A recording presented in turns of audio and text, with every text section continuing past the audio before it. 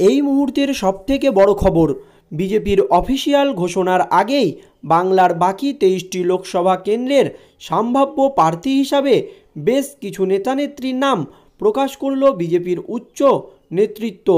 আগেই শোনা গিয়েছিল মেদিনীপুর কেন্দ্র থেকে দিলীপ ঘোষকে টিকিট দেবে না দল, তবে সূত্রের খবর দিলীপকে এই কেন্দ্রে টিকিট দেওয়া হবে না।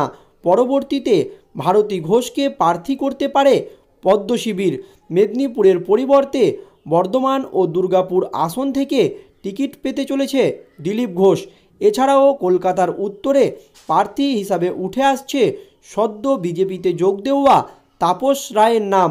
দমদম কেন্দ্র থেকে টিকিট পেতে পারেন শিলভদ্র দত্ত।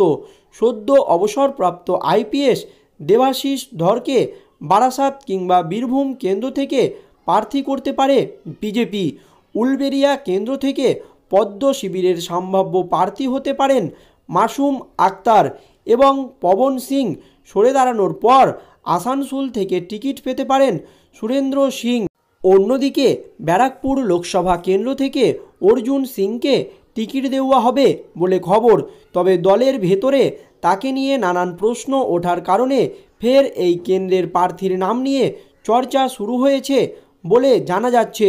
অধিকারীগড় তমলুক থেকে দেবাংশুর বিপরীতে দাঁড়াতে পারেন কলকাতা হাইকোর্টের প্রাক্তন বিচারপতি অভিজিৎ গঙ্গোপাধ্যায়। এছাড়া দার্জিলিং কেন্দ্রে টিকিট পেতে পারেন রাজু বিস্থা। উল্লেখ্য, উক্ত প্রত্যেকটি নামই এখন সম্ভাব্য। বিজেপির তরফ থেকে অফিসিয়ালি কারোর নাম ঘোষণা করা হয়নি। অনুমান করা হচ্ছে শনিবার বৈঠকের পর কিংবা রবিবার বা সোমবার গেরুয়া শিবিরের তরফ থেকে চূড়ান্ত প্রার্থী তালিকা প্রকাশ করা হতে পারে। তবে লোকসভা নির্বাচন শিউরে এখনও বাংলার বাকি 23টি আসনে প্রার্থী দেওয়া বাকি বিজেপির। প্রথম দফায় বঙ্গে 20টি কেন্দ্রের প্রার্থীর নাম ঘোষণা করেছিল পদ্ম শিবির। এর মধ্যে আসানসোল কেন্দ্রের প্রার্থী সরে দাঁড়ান, ফলে এখনও 23টা আসনে প্রার্থীর নাম প্রকাশ করতে হবে বিজেপিকে। কোন কেন্দ্রে কাকে টিকিট দেওয়া হবে তা নিয়ে ইতিমধ্যে জোর চর্চা শুরু হয়ে গিয়েছিল রাজ্য রাজনীতিতে। এই আবহে শনিবার দিল্লিতে বিজেপির কেন্দ্রীয় নির্বাচনী কমিটির বৈঠক বসছে। বৈঠকে প্রধানমন্ত্রী নরেন্দ্র মোদী উপস্থিত থাকবেন বলে খবর। এছাড়াও বিজেপির রাজ্য সভাপতি সুকান্ত মজুমদার বিকেলেই দিল্লির পথে রওনা দিয়েছে। পাশাপাশি রাজ্যের বিরোধী দলনেতা তথা নন্দীগ্রামের বিধায়ক শুভেন্দু অধিকারী ভার্চুয়ালি এই মিটিংয়ে উপস্থিত থাকবে বলে খবর। তাহলে কি কেন্দ্রীয় নির্বাচনী কমিটির এই বৈঠকেই চূড়ান্ত হয়ে যাবে বাংলার 23টি আসনের প্রার্থীদের নাম? প্রসঙ্গত, লোকসভা নির্বাচনের জন্য চতুর্থ দফার প্রার্থী তালিকা গতকাল অর্থাৎ শুক্রবার ঘোষণা করেছিল বিজেপির কেন্দ্রীয় নেতৃত্ব, কিন্তু সেই তালিকাতেও নাম নেই বাংলার। কেন? কেন্দ্রে কারা প্রার্থী হবেন? বিজেপি সূত্রের খবর, বাংলার কয়েকটি কেন্দ্রে প্রার্থী জোট অব্যাহত। সেই কারণেই এখনও পর্যন্ত চূড়ান্ত প্রার্থী তালিকা ঘোষণা করা হয়ে ওঠেনি। এদিকে বিজেপির রাজ্য সভাপতি সুকান্ত মজুমদার ফের দিল্লি যাচ্ছেন।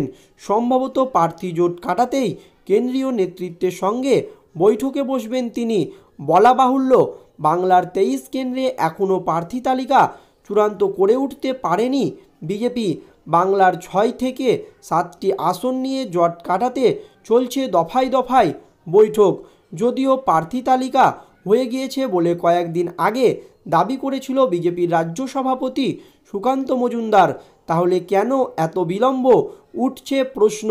বিজেপি সূত্রের খবর, কৃষ্ণনগর, ব্যারাকপুর, দমদম, বীরভূম, মেদিনীপুর, আসানসোল, জলপাইগুড়ি, কলকাতা উত্তর সহ নানান কেন্দ্রে প্রার্থী কারা হবেন এই নিয়ে এখনও চূড়ান্ত সিদ্ধান্তে পৌঁছাতে পারেনি পদ্ম শিবির।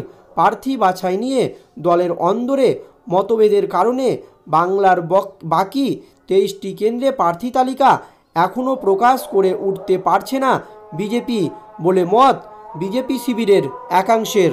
প্রসঙ্গত, বাংলাসহ অন্যান্য রাজ্যের প্রার্থী তালিকা নিয়ে আজ দিল্লির বৈঠকে আলোচনা হতে পারে বলে খবর। এই বৈঠকের পরেই প্রার্থী তালিকায় চূড়ান্ত অনুমোদন দেবে বিজেপির কেন্দ্রীয় নেতৃত্ব বলে সূত্রের খবর। এছাড়াও প্রার্থী তালিকায় কেন্দ্রীয় নির্বাচন কমিটির সবুজ সংকেত পেলেই দিল্লির বিজেপির সদর দপ্তর থেকে শীঘ্রই আনুষ্ঠানিকভাবে প্রার্থী তালিকা ঘোষণা করবে বিজেপি। কয়েকদিন আগেই গেরুয়া শিবিরের নির্বাচনী কোর কমিটির বৈঠকেও বাংলার প্রার্থী তালিকা চূড়ান্ত করতে দীর্ঘ আলোচনা হয়। শুভেন্দু অধিকারী, সুকান্ত মজুমদারদের সঙ্গে আলাদা আলাদা করে বাংলার প্রার্থী তালিকা নিয়ে কথা বলেন কেন্দ্রীয় স্বরাষ্ট্রমন্ত্রী অমিত শাহ বলে জানা গিয়েছে।